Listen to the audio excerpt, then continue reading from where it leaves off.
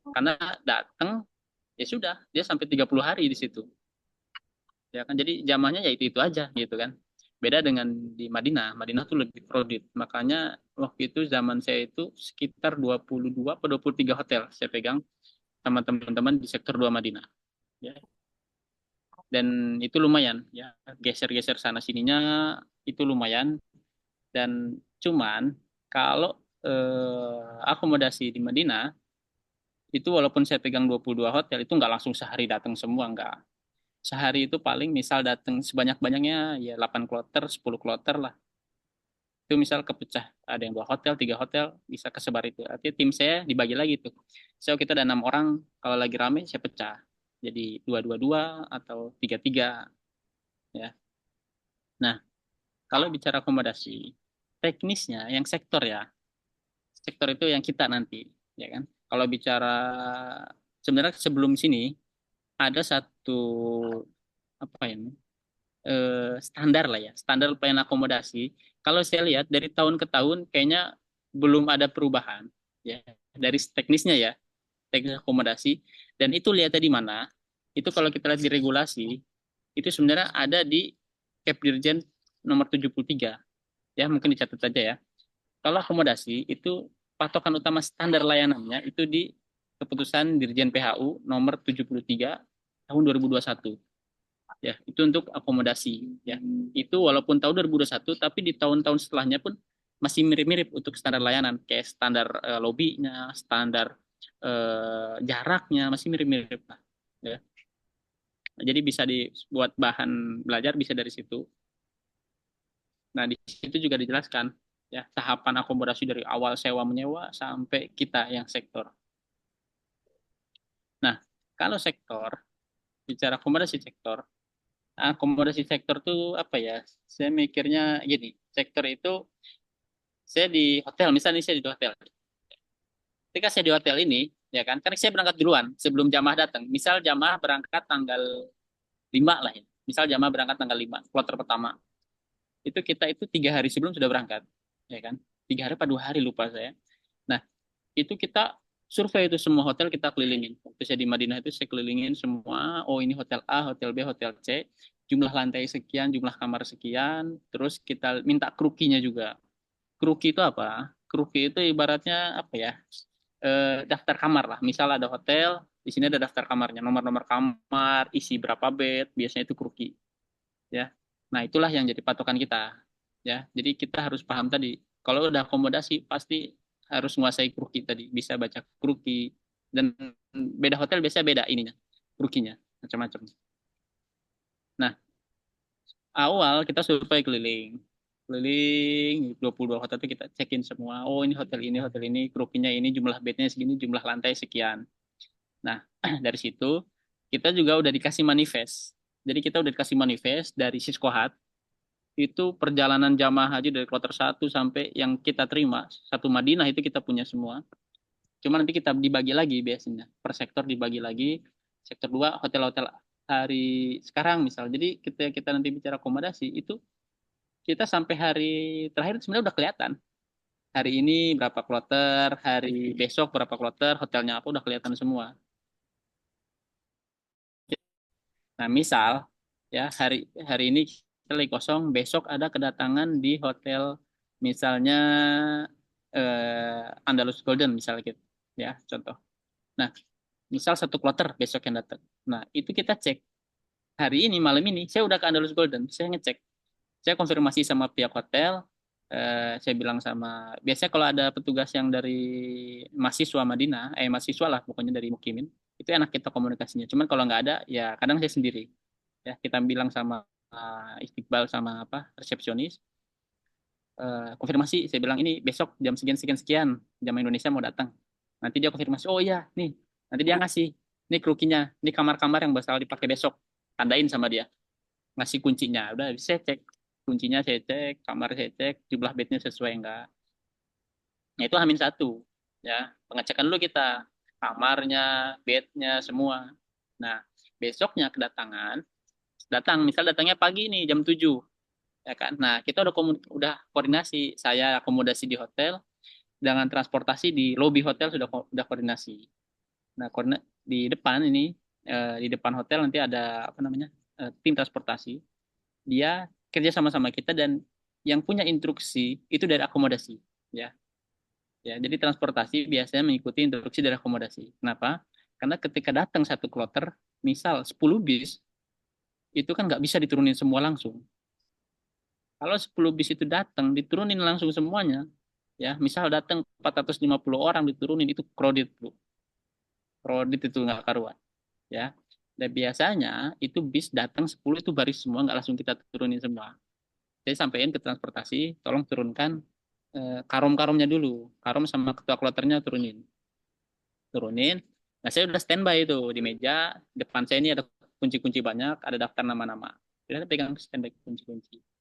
Nah, jika nanti besok apa namanya datang, apa pas datang saya sudah standby kunci, baru saya bagikan apa karom datang, tanda tangan kita, ya tanda tangan apa serah terima kunci kunci yang kita kasih, suruh ngitung jumlahnya benar enggak. Nah, misal itu sudah betul, jumlah jamnya. Nah, cuma di situ kita sampai dipanggil.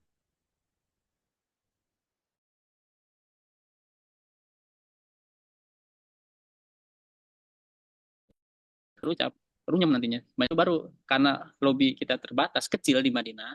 Beda dengan Mekah. Kalau Mekah bisa langsung turun-turun aja tuh jamaah. Bis datang turunin enak karena lobbynya gede, parkiran juga luas. Di Madinah kan sempit. Turun, misal saya bilang, Pak, ke transportasi, turunin dulu bis satu, bis dua, ya kan? Biar clear dulu. Bis satu, bis dua turun, jamaah, diarahkan ke lantainya, selesai, saya panggil lagi, turunin bis tiga, bis empat, dan gitu terus. Ya. Jadi siklus akomodasi itu teknis kerjanya seperti itu. Kalau misal di Madinah, ya, sehari sebelum kita ngecekin kamar, terus pas kedatangan tadi ada kerjasama dengan transportasi, terus setelah terima kunci juga. Ini sekilas saja apa praktik kita akomodasi itu sebenarnya seperti itu, ya. Cuman ini mungkin ternyata sepele, tapi ketika itu kedatangannya sehari 8 kloter, 10 kloter itu lumayan karena satu kloter aja kita bisa sampai 2 jam lah, 1 sampai 2 jam untuk nyelesain satu kloter. Jadi memang pola pola tidurnya ketika bicara petugas haji harus siap pola tidur itu cuman sehari sambung menyambung, tidur setengah jam atau tidur sejam, nyambung lagi kerjaan, nanti tidur lagi, itu udah biasa, ya. Kecuali memang kecuali di konsumsi kayaknya. Kalau dikonsumsi mungkin lebih apa time kerjanya lebih ini, jam-jam makan aja mereka lebih ini. Oke, itu diakomodasi ya. Kalau bicara persiapan CAT, ya karena kebetulan kita besok bakal CAT ya kan? Kamis.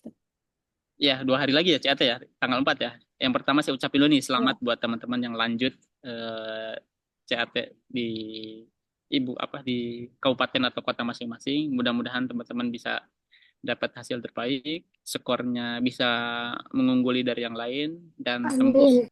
di tahap 2, dan mudah-mudahan di tahap 2 teman-teman juga bisa lulus ya sampai berangkat menjadi tugas haji. Amin. Amin, amin ya rabbal alamin. Oke, kalau saya bicara mungkin CAT ya, pengalaman dari CAT.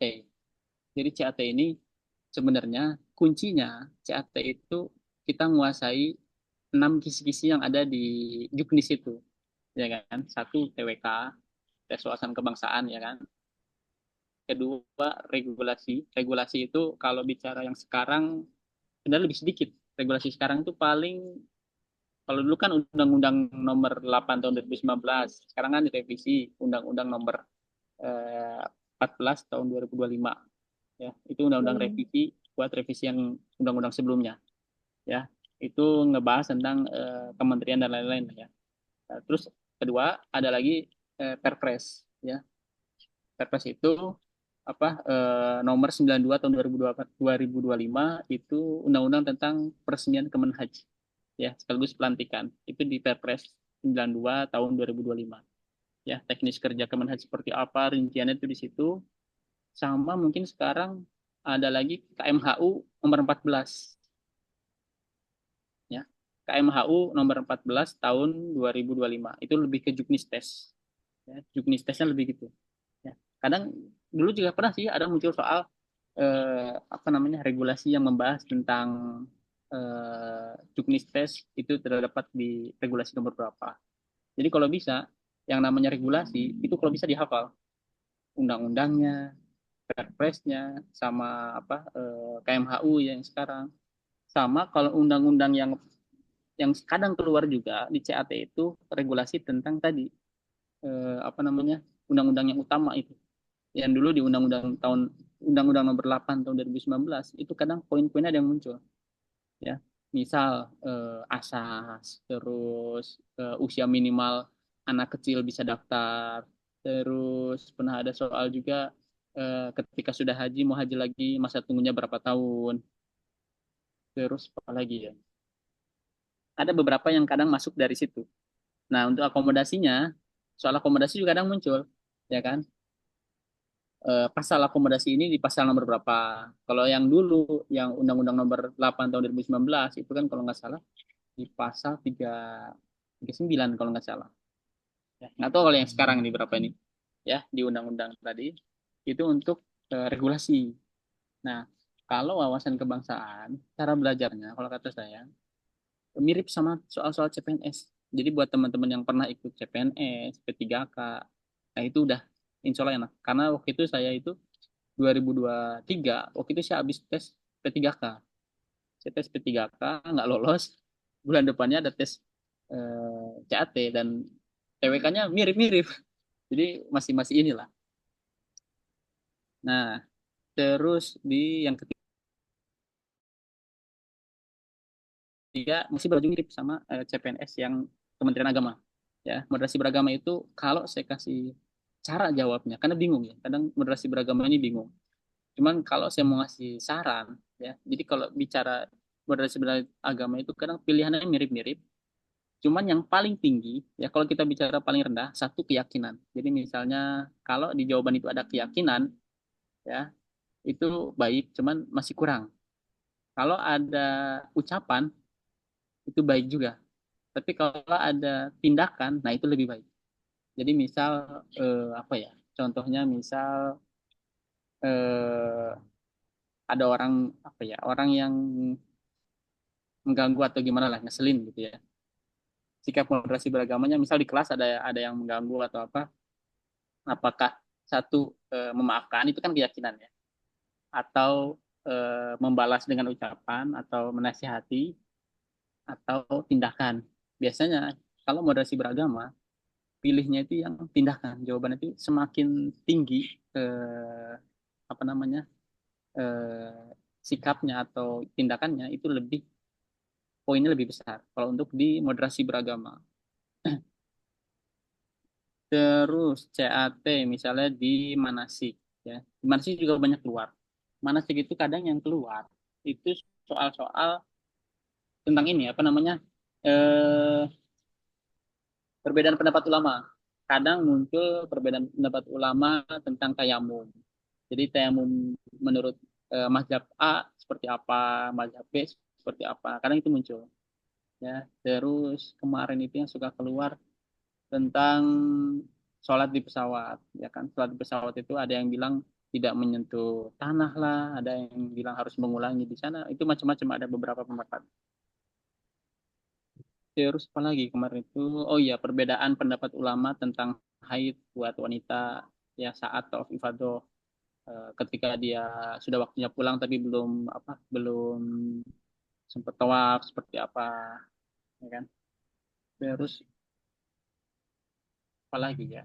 Rata-rata pokoknya perbedaan-perbedaan tadi lah, perbedaan pendapat ulama itu kadang-kadang muncul untuk manasik. Jadi patokannya sebenarnya kalau mau belajar patokannya yang buku Kemenak itu udah enak ya. Nah, yang tahun 2023 waktu saya tes, ya kan, untuk keberangkatan 2024, itu tugas sama fungsinya umum, ya. Jadi akomodasi, transportasi, masih campur itu soal-soal itu, ya. Cuman kemarin di 2025, ya, itu lebih banyak katanya soal-soal tentang tugas dan fungsi. Ya, kalau banyak tentang itu, tugas dan fungsi, biasanya ini kaitan sama tahun sebelumnya, ya. Kaitan sama tahun sebelumnya. Jadi kalau tahun sebelumnya itu misal ya ada pertanyaan tahun lalu misalnya 2025 ada berapa wilayah sebaran akomodasi di mana di Mekah misalnya. Kalau nggak salah 4 ya tahun lalu itu ya. 5 deh ini. Tahun saya itu 6 ke 5 ya. Yang sisa rodoh yang begitu-begitu. Ya, kadang itu keluar. Ya. Jadi nanti dipahami, dicari info tadi untuk tahun lalu 2025 ini sebaran hotel di Mekah di wilayah apa saja itu kadang-kadang keluar. Terus sama biasanya ada pertanyaan di mana kantor Dakar Mekah. Kalau kantor Dakar Mekah, setahu saya dari tahun 2004 itu di Sisa, ya. Dari 2004 di Sisa. Ya. Itu sekilas lah apa ya tentang soal-soal yang biasa keluar di CAT. Terus apalagi nih kita sharing ya. Karena memang kita lebih ke persiapan CAT, mungkin itu aja yang bakal kita bahas. Yang bakal kita sesi diskusi, tanya jawab, mungkin lebih ke CAT tadi, ya. Dan CAT itu sebenarnya kalau memang mumpuni, kalau bisa, itu bisa menjawab sekitar 85 soal. 85 soal atau ya 80 atau 75 deh ya. Ya. Kenapa? Karena kita nanti harus bersaing di administrasi. Ya. Karena saya tahun 2023 itu, waktu itu saya benar 75 soal dengan skor 45.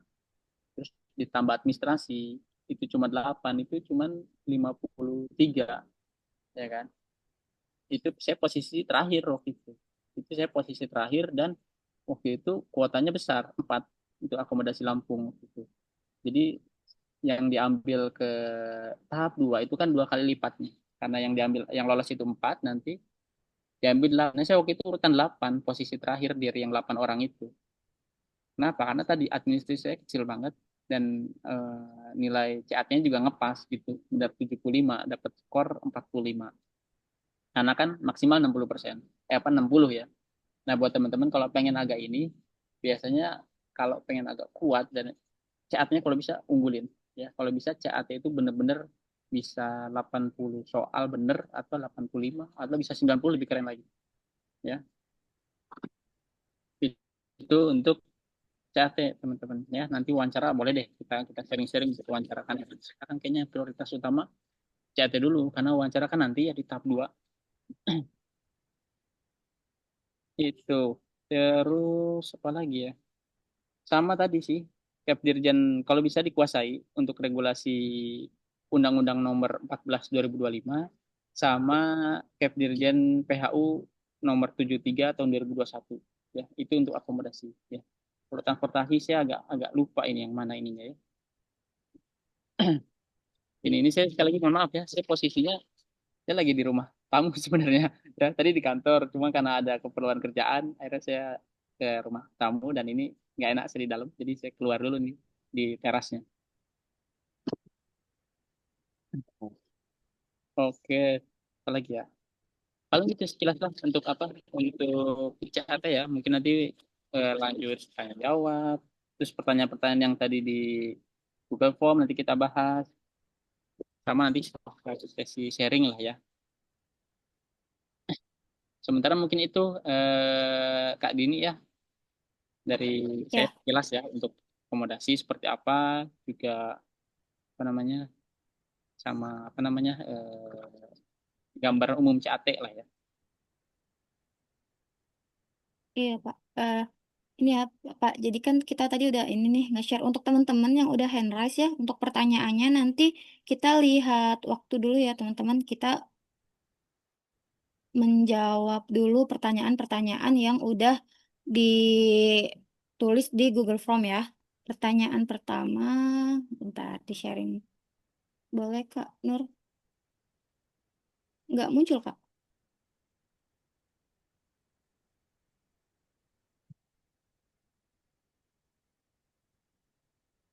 Langsung.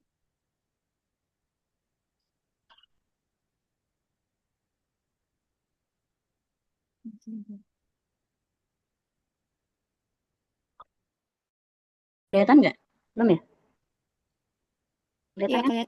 Ya, Kelihatan, cuma belum full ya. Ya. Kan Pak? Sudah, udah kelihatan. Ke pertanyaan. Sebentar, sebentar.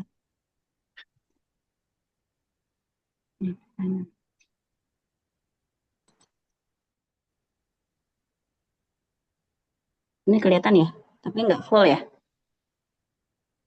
Iya,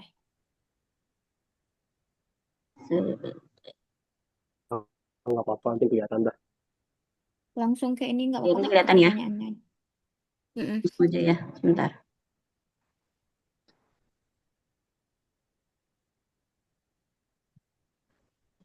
Sebentar.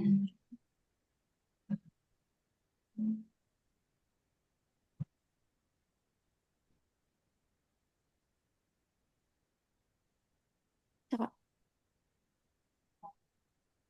Hmm, ini sambil ini aja Kak, yang saya bacain pertanyaan yang udah saya ini ya dari boleh, Pak boleh, nanti boleh, sambil boleh. Pak Pak Fahmi, Pak Fahmi ya, Pak Fahmi, Ya. ya, ya. Pertanyaan pertama nih Pak yang dari Google Form tadi, yang pertama apa tugas pokok petugas akomodasi dari mulai embarkasi hingga jamaah kembali ke tanah air? Oke. Akomodasi dari embarkasi ya. Ya, Bismillah. Kalau akomodasi kita nggak ngurus embarkasi ya. Kita nggak ikut di oh, embarkasi. Kita nggak masuk ke asrama haji nggak. Ya, kita nggak masuk ke asrama haji. Cuman kita kumpul waktu itu di Pondok Gede. Itu pun briefing aja sebelum keberangkatan, pemantapan aja. Petugas semua nggak ada jamaahnya sebelum kita berangkat. Jadi waktu itu berangkat itu kalau nggak salah sehari sebelum kita harus sudah sampai di asrama haji Pondok Gede, nginep di sana sehari. Habis itu besoknya baru kita berangkat. Jadi kalau akomodasi di embarkasi kita nggak ada tugas apa-apa ya. Nah, kita mulai walaupun jamaah belum datang, ketika kita sampai Saudi yang tadi saya bilang, kita sudah mulai mapping gitu. Hotel ada di mana, udah mapping hotel-hotel, posisinya, terus apalagi yang Madinah ya. Karena kalau kalau di Mekah kan akomodasi mungkin satu kloter cuma megang satu atau dua hotel itu pun sebelahan gitu deketan karena mereka hotelnya gede-gede ya beda dengan di Madinah. Nah, lebih inilah lebih kayak persiapan dulu mapping nanti ketika jamaah tadi ya baru tuh ketika jamaah datang hamin satunya pengecekan kamarnya terus ready kuncinya apa enggak karena kadang saya pernah kejadian ada hotel itu yang belum ready kuncinya. Nah itu yang bikin saya pusing ya. Jamaah datang pagi jam subuh gitu saya dari malam sudah konfirmasi sama hotel dia bilang ada tapi ternyata nggak dikasih sampai saya jamaah datang belum dikasih akhirnya gimana caranya saya nenangin jamaah waktu itu ini termasuk masalah juga ya cuman kita harus gerak cepat akhirnya jamaah waktu itu saya istirahatin di lantai resto lantai M sambil saya juga lobby terus ke pihak hotel sampai akhirnya jam 9 lah 9 pagi baru kita dapat kunci segera saya cek jamaah segera saya masukkan ke kamar itu sempat kejadian kayak gitu jadi ya itu untuk kejadian ya nah berarti setelah kalau jamaah masuk ke kamar sudah ya tugas akomodasi lebih ke situ ya. Nah, adapun nanti misalnya apa namanya di Armuzna, di Arafah, Musdalifah, Mina, itu nanti nggak ada lagi petugas akomodasi, transportasi, konsumsi, itu dilebur ya. Bahkan termasuk lansia nanti kita dilebur. Jadi yang ada itu Dakar Mekah, Dakar Madinah, Dakar Bandara. Nanti kita dibagi tiga tempat. Misal zaman saya, Dakar Madinah, semua petugas dari Madinah, mau sektor satu 2 3 itu ditempatkan di Arafah. Jadi kita di Arafah bertugasnya, ya. Selain Arafah kita nggak bertugas, ya. Walaupun nggak bertugas, tapi tetap nggak bukan nggak bertugas berarti ini ya. Maksudnya tugas utamanya di Arafah. Cuman ketika selesai Arafah, kita hanya membantu mendampingi aja, bukan lagi kayak punya tugas khusus di Arafah. Nah, juga Dakar Mekah waktu itu di Mina, Dakar Bandara di Musdalifah. Jadi nanti tiap tahun begitu polanya memang. Jadi kalau bicara di tenda Arafah, Musdalifah sama Mina, kita nggak bicara akomodasi, nggak bicara transportasi, tapi bicaranya satuan petugas. Nah, satuan petugas itu macam-macam yang ngurusin kasurnya, tendanya, konsumsinya, terus nanti bisnya, ngatur bisnya, kayak gitu. Mungkin itu aja. Kalau dari akomodasi seperti itu, kalaupun di Arafah, Musdalifah sama Mina, itu melebur jadi satuan petugas, bukan lagi akomodasi dan transportasi atau konsumsi. Berarti Ted, kalau misalnya kita ada kendala yang kayak usaha tadi kan yang kuncinya belum datang lah atau apa itu kita ngadunya ke siapa Ted? Atau kita Sebenarnya kita sebenarnya kita ngadunya ke Daker ya. ke Cuma dokter? Daker itu kan kadang posisinya nggak dekat dengan kita, walaupun di Madinah, tapi kan dia di luar Madinah. Daker itu posisinya di daerah Uhud kalau nggak salah. Artinya mereka pun tektokannya dengan kita by phone, ya dengan telepon. Terus dia juga komunikasi dengan muasasa. Dan kalau kejadian saya kemarin memang kesalahannya itu dari pihak hotelnya nakal. Jadi memang belum keluar itu jamaahnya, masih ada jamaah orang lain. Subuh itu baru jamaah negara lain lah baru dikeluarin subuh, mungkin sudah waktunya check out. Hari pagi itu dia beres-beres jam 9 baru tuh sudah bersih, baru bisa masuk gitu. Cuman tadi memang kalau kayak gitu lumayan tuh nguras tenaga. Yang harusnya kita bisa istirahat jadi harus ngedampingi jamaah, nenangin jamaah karena belum masuk kamar kan gitu. Oke, lanjut ke pertanyaan kedua ya Ustaz. Boleh kan? Pertanyaan kedua yaitu apa saja regulasi atau aturan terbaru terkait layanan akomodasi setelah adanya perubahan ke Kementerian Haji dan Umroh? Oh, regulasinya yang terbaru. Kalau regulasi saya belum belum dapat ya. Cuman kalau bicara standar layanan akomodasi itu lebih eh, tadi kalau standar layanan akomodasi lebih di Kepdirjen nomor 73 tahun 2021 itu ya, dan di tahun 2024 kemarin saya itu pun masih masih dipakai gitu ya standar layanan ya. Tapi Mm-mm. kalau regulasi yang lainnya insya Allah nggak berubah gitu. Oke, oke, lanjut Kak, Itu boleh? untuk regulasi ya. Mm-mm. Pertanyaan ketiga, bagaimana teknis pengelolaan kamar, mutasi, pemindahan, dan penanganan jamaah di hotel selama fase Mekah, Madinah, Arminah? Oke.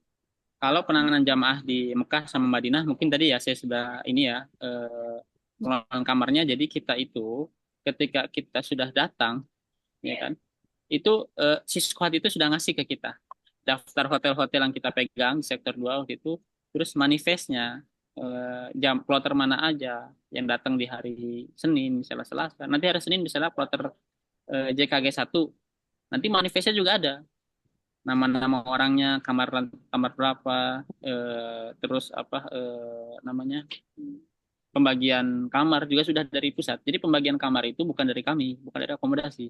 Akomodasi itu sudah terima data, tinggal ngambil kunci, pastikan kamar itu tersedia. Ketika udah tersedia, jamaah datang, bagikan kuncinya ke karo. Lebih kayak gitu kalau akomodasi. Oke, lanjut ya. Nah, kalau di Oh, Armina ya, Armina tadi ya, Armina itu tidak ada akomodasi, tidak ada. Cuman untuk 2025 kemarin ada yang namanya sistem tanazul. Sistem Tanazul. tanazul itu buat jamaah yang hotelnya di sekitar Sisah, di sekitar apa namanya? Ketika di Mina, dekat-dekat Mina lah. Biasanya di daerah Sisah lah. Jadi beberapa jamaah yang hotelnya di Sisah, mereka nggak pulang ke tenda Mina, tapi pulangnya ke hotel. Itu namanya tanazul ya. Jadi dia pulangnya ke hotel, jadi habis dia jamar apa lontar jumrah apa namanya? Iya, lontar jumrah itu jamarot ya, yang ula usta akobah sekaligus mabit di Mina, habis itu balik lagi ya di sekitaran sisa eh, itu untuk di tadi untuk tanazul ya. Tahun 2025 itu ada tanazul, mungkin nanti Bu Zainab juga yang ngalamin Arab Zuna tahun lalu, tahun ini maksudnya 2005 kemarin, mungkin nanti beliau juga akan sharing ya untuk kondisi penanganan jamaah ketika Arab Zuna. Oke, bisa dilanjut. Oke, lanjut pertanyaan keempat ya. Wawasan Hmm. apa saja yang wajib dikuasai untuk menghadapi CAT bidang akomodasi, termasuk undang-undang, regulasi, dan SOP? Kalau undang-undang biasanya yang paling banyak keluar itu ya tadi undang-undang utama ya. Kalau dulu undang-undang nomor 8 tahun 2019, mungkin sekarang undang-undang nomor 14 tahun 2025 itu ya. Selain itu juga standar layanan yang ada di tadi di Kepdirjen PHU nomor 73 tahun 2021 itu juga beberapa kayak jarak terlalu jauh, misalnya hotel di Masjid Nabawi itu berapa kilometer, atau di Masjidil Haram berapa, terus dihitungnya dari mana, terus standar standar layanan, standar waktu dan lain-lain ya, standar di akomodasi seperti itu, termasuk kayak tasnif, tasri, istilah-istilah kayak gitu usahain paham ya, baladiah yang begitu-begitu. Itu ada kalau nggak salah di mana di Kepdirjen PHU 73 tahun 2021 itu ada. Ya. Lebih ke situ kayaknya.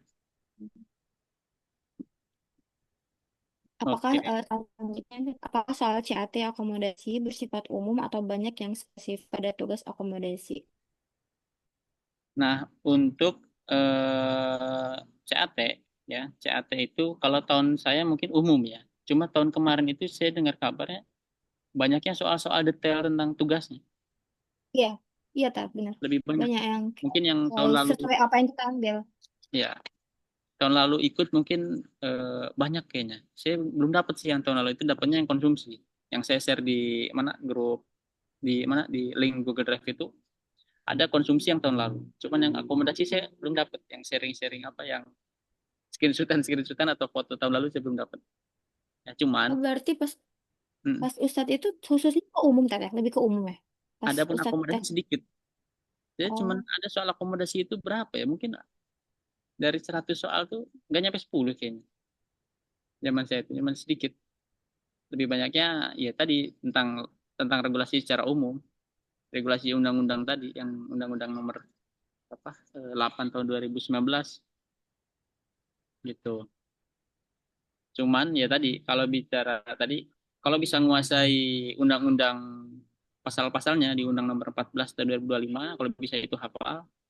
Terus Perpres juga nih yang 92 2025 ya kan. Itu tentang Kementerian Hajinya sama apa namanya? Kepdirjen PHU tadi 73 tahun 2021.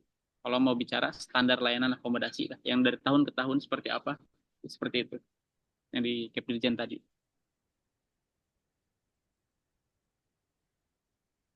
oke lanjut ya Oke, Teteh. baik lanjut. Pertanyaan selanjutnya yang keenam, apa trik dan strategi untuk bisa lolos CAT dan wawancara khusus formasi akomodasi? Kayak hampir sama-sama itu. Kalau CAT tadi udah lah ya. Mungkin wawancara saya bahas sedikit ya. Di Oke. wawancara itu kita lihat kisi-kisi. Nah, kisi-kisi itu banyak orang yang kadang nyepelein yang nomor satu. Banyak orang nyepelein nomor satu baca tulis Al-Quran. Itu walaupun kayaknya, tapi itu pertanyaan. Dan itu mungkin bobotnya juga besar. Karena kan pertanyaan wawancara cuma 6. Ya kan? Dan itu salah satu pertanyaan inti. Baca tulis Al-Quran. Jadi saran saya, kalau bisa hafal dan bisa baca. Sebenarnya pertanyaannya baca ya. Baca tulis Al-Quran bisa baca, terus nulis ya sama nerjemahin salah satu ayat haji. Kalau bisa ada salah satu yang hafal, lebih bagus hafal, hafal terus bisa nulisnya, ya kan? Terus juga bisa nerjemahin atau bisa cerita tentang ayat itu lebih bagus, ya. Itu pasti ada di wawancara, ya. Kalau bisa sayang, soalnya kalau sudah wawancara tapi kita pasti bilang, oh saya nggak bisa nulisnya, jangan, sayang banget.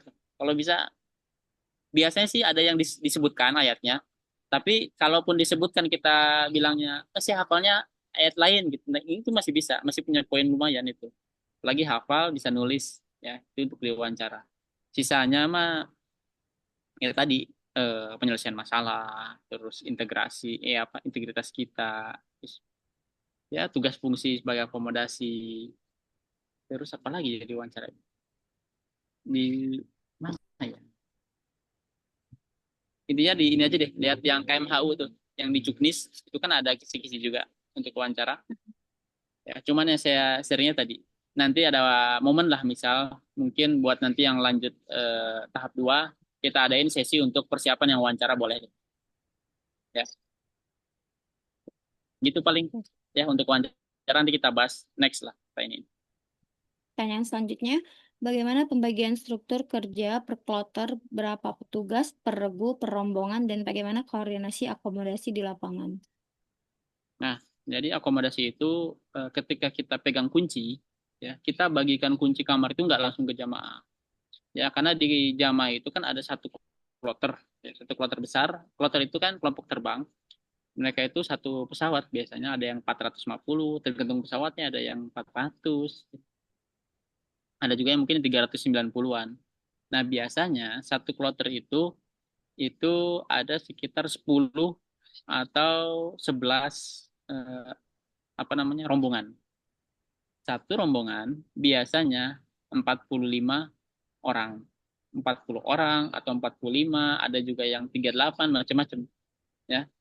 Nah, nanti dari satu rombongan ya kan, satu rombongan itu nanti ketika dia ada 40 orang ya kan, berarti itu satu regu, setiap 10 orang satu karu.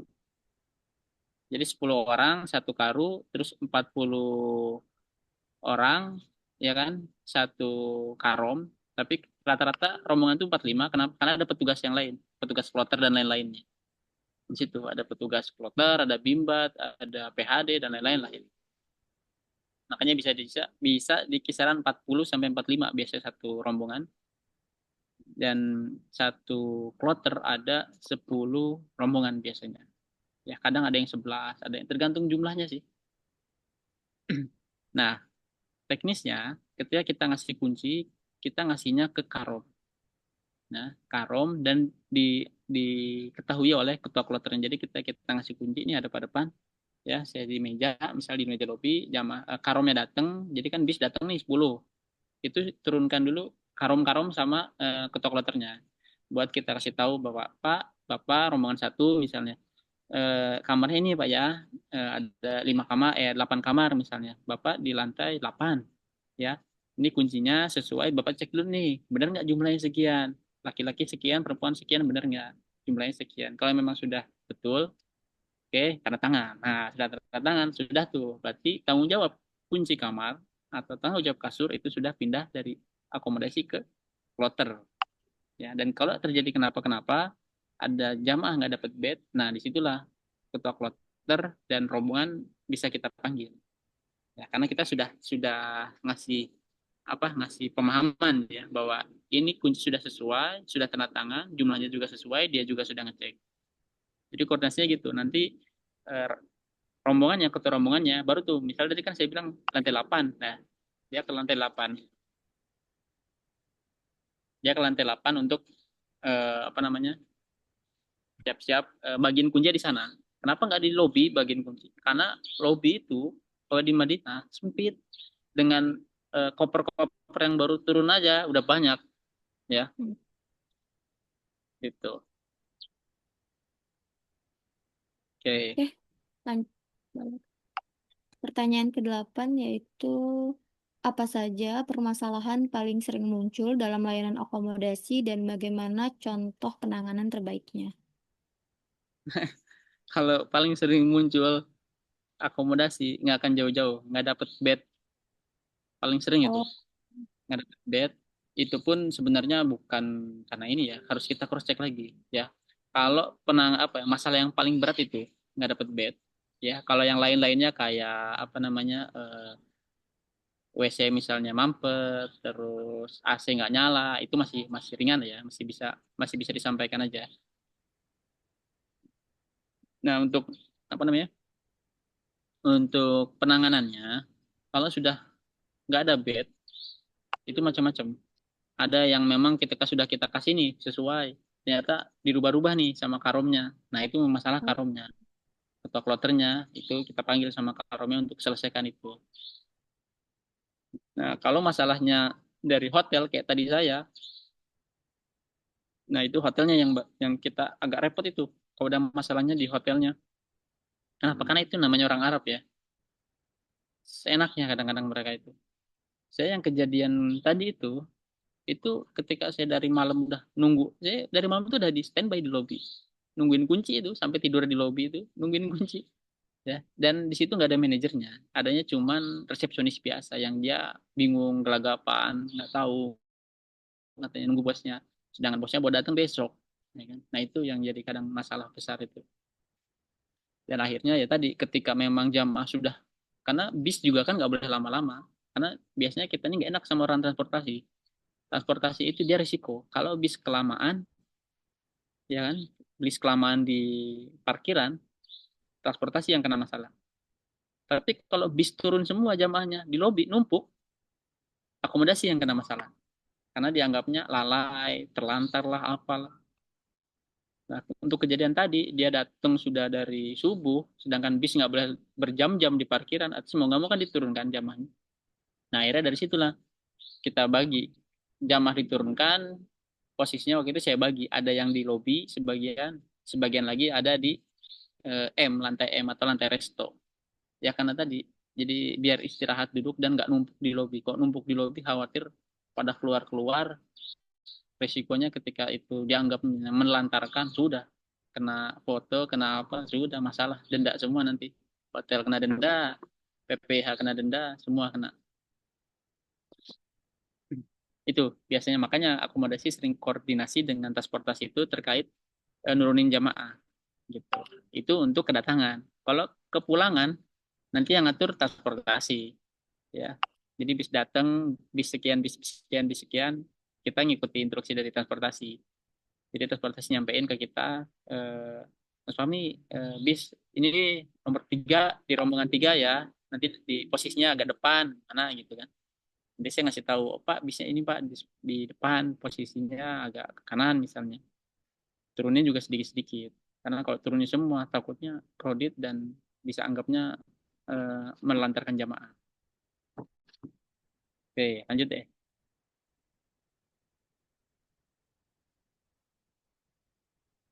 Nah, apakah harus fasih bahasa Arab, Inggris? Enggak juga sih. Cuman kalau bisa lebih bagus. Kenapa? Karena kepake di sana. Kalau saya, memang bahasa Arab saya ternyata di sana sedikit kepakainya. Karena nggak semua orang bisa bahasa Arab fusha ya. Sedikit. Jadi mau nggak mau saya belajar di sana, belajar Amiyah. Dan saya seneng belajar itu. Jadi kadang ngadepin hotel, ngadepin apa OB, ngadepin siapa, itu ngelatih, itu belajar untuk bahasa. Kalau nilainya nggak ada, setahu saya nggak ada nilainya. Cuman kalau bisa bahasa Arab atau apa namanya, kita lebih lebih kepake lah buat kerjanya dan kepake buat wawancara ketika disuruh nulis Quran atau nerjemahin Quran, ya kan, ayat haji kan bahasa Arab lebih gampang kalau nguasai tadi.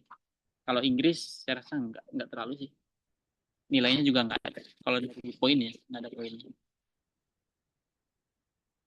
Oke, terus lanjut ya. Berapa lama masa tugas akomodasi musim haji? Kalau musim haji nanti dibagi ya. Maaf Ustadz, kamu tadi. Saya udah baca. Oh gitu. Iya, Nah, dari tadi udah dibaca tapi ke mute. Stop. berapa lama masa tugas akomodasi dalam satu musim haji ya? Itu kalau tergantung penempatan ya. Ya. Nanti kalau akomodasi ya, Madinah itu kalau nggak salah kemarin 73 atau 72 hari lupa saya. Lebih lama Madinah. Karena gelombang satu datangnya di Madinah, gelombang dua datangnya kan di Mekah. Nah, gelombang satu pulangnya dari Mekah, ya kan, dan lebih awal kan. Nah, gelombang dua pulangnya kan di Madinah. Jadi Madinah lebih lama. Mekah itu kalau nggak salah cuma 56, 57 hari gitu. Madinah yang lebih lama. Nah, untuk alih tugas, kalau kita mengajukan, itu nggak bisa. Tapi biasanya, nanti pas BIMTEK, itu kadang-kadang ada penyesuaian. Ada teman yang akomodasi tiba-tiba dipindah ke transportasi. Ada yang transportasi dipindah ke lansia. Ada yang lansia pindah. Itu kadang-kadang di BIMTEK nanti, itu kadang-kadang berubah. Dan itu bukan kita yang merubah, memang keputusan dari sana, dari pusat. Tiba-tiba transportasi berubah jadi akomodasi, akomodasi berubah jadi transportasi, ya nggak apa-apa. Biasanya kalau masih layanan Arab Saudi masih bisa, yang nggak mungkin berubah bimbing ibadah, kayaknya nggak itu dah, karena memang syaratnya beda.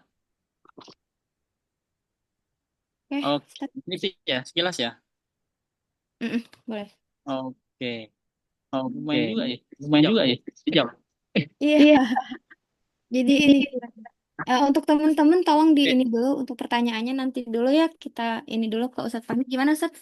Ada ini tambahan dikit nggak sebelum Boleh post kalau ada yang nanti dua, ada yang nanya pertanyaan dua ya. Boleh. pertanyaannya mungkin nanti Ustadz ya setelah pemateri dari transportasi dulu. Kalau ada waktu lagi baru nanti kita buka sesi tanya jawab live Siap. ya teman-teman. Boleh siap. Ya, terima kasih Ustadz ya. Terima kasih Ustadz Fahmi. Oh, atas Oke, waktunya. sama. Nanti kita lanjut di sesi ini ya. Ya, jangan keluar dulu ya, Tat. Oke, siap. Tenang aja. Oke, teman-teman yang lain ini boleh boleh bersuara sedikit nggak? Takutnya nanti pada tidur. Yang lain masih ada di Hadir, hadir Kak. Hadir, hadir. Maju. Hadir Kak. Hadir, Hadir, hadir. hadir. Oke, Hadir. kalau masih on semua, kita lanjut ke materi transportasi ya, teman-teman. Jangan tidur dulu, Hadir. tunggu sebentar dulu. Takutnya nanti diem-diem tidur gitu kan. Kita ini dulu ya ke Kak Zainab. Udah datang belum Kak Zainab? Halo, Kak. Iya, hadir. Ya, ya teman-teman. Jadi pemateri kita kedua ini ada Kak Zainab, namanya Zainab Arifin. Arifin BAMPD. Beliau berdomisili di Cirebon. Akun sosial medianya boleh dicatat atau boleh di screenshot. Zainab Arifin 24, pendidikan S2, pengalaman organisasi. Pada tahun 2012 beliau di OSHK bagian divisi bahasa. Kemudian pada tahun 2015 beliau di Kamufi Unpad, Departemen Monitoring, mengikuti Rohis MIPA juga sebagai bendahara. Kemudian pada tahun 2017 sampai 2018 beliau PPI Sudan, Departemen Pendidikan. Kemudian beliau ini merupakan petugas haji pada tahun 2025 ya. Jadi tahun lalu bagian layanan transportasi. Oke, baik kepada Kak Zainab boleh langsung. Ya. Terima kasih. Oke, Assalamualaikum warahmatullahi wabarakatuh. Masih Waalaikumsalam. hadir ya, masih semangat. Insya Allah saya akan menjelaskan sedikit lah, sharing-sharing aja ya. Kalau untuk CAT dan lain-lain itu tadi kan tentang daker atau apa itu masih bisa dijelaskan oleh Ustaz Fahmi. Nah, mungkin di transportasi itu biasanya kan kayak tugasnya ya lebih ke tugasnya itu ngapain gitu dan banyak yang eh, istilahnya salah menafsirkan ya. Jadi mengira kalau transportasi oh berarti kita ikut di bandara, ikut gimana di pesawatnya atau kita apa sih namanya ikut di busnya kah gitu kan. Jadi sebenarnya transport untuk PPIH Saudi ini sesuai dakernya kita ditempatkan di mana? Apakah di Dakar Mekah atau di Dakar Madinah? Nah, kalau kemarin saya di Dakar Madinah, kalau di Dakar Madinah itu mungkin hanya antar kota ya. Jadi transportasi antar kota gitu. Jadi transportasi dia ada antar kota, ada eh, Armusna ya gitu kan. Dan yang terutama ada berselawat juga ya itu di Mekah gitu. Nah, itu khusus di Mekah yang berselawat. Kalau berselawat itu 24 jam gitu, 24 jam. Jadi eh, ngapain sih petugas-petugas yang Tidur, Kak. di petugas-petugasnya itu ngapain gitu. Jadi kalau di Mekah itu ada yang di halte, ada yang di terminal. Jadi ya kita perlu siap lah kalau di sini ada yang transportasi ya. Jadi ambil transportasi itu harus siap mentalnya, siap fisik, siap semualah gitu. Karena apalagi yang untuk laki-laki tuh siaplah ditempatkan di terminal, di halte kayak gitu. Yang perempuan ya siap-siap gosong, siap-siap aja gitu.